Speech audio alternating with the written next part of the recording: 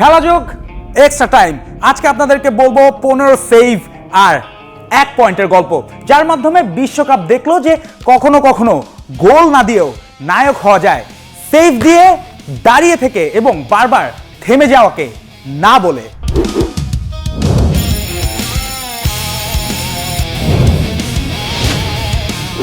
এই গল্পটা এমন এক দলের যারা প্রথমবার বিশ্বকাপে এসেছে। সবাই ভেবেছে যে তারা শুধুমাত্র অংশগ্রহণ করতে এসেছে, কিন্তু সেই দলটাই পুরো বিশ্বকে দেখিয়ে দিল যে ফুটবলে শুধুমাত্র অভিষেক হলেই যে অংশগ্রহণ নয়, কখনো কখনো সেটা বিদ্রোহের ভাষাও। প্রতিপক্ষ ছিল ইকুয়েডর। ম্যাচে আক্রমণ ছিল, শট ছিল এবং চাপ ছিল, কিন্তু গোলটাই ছিল না। কারণ গোলের সামনে দাঁড়িয়ে থাকা ব্যক্তিটি গোল লাইনকেই বানিয়ে ফেললেন নিজের সম্পত্তি। একটা সেভ, দুইটা সেভ, বারবার সেভ। শেষ পর্যন্ত সংখ্যাটা কত দাঁড়ালো জানেন কি আপনারা? 15টি। অবিশ্বাস্য এক ব্যাপার।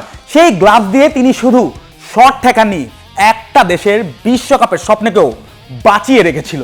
শেষ পর্যন্ত ম্যাচ হয় 0-0 এবং বিশ্বকাপে তাদের প্রথম পয়েন্ট। বলতে হবে আপনাকে কে সেই গোলকিপার এবং জিতে নিতে হবে আপনাকেই আকর্ষণীয় সব পুরস্কার।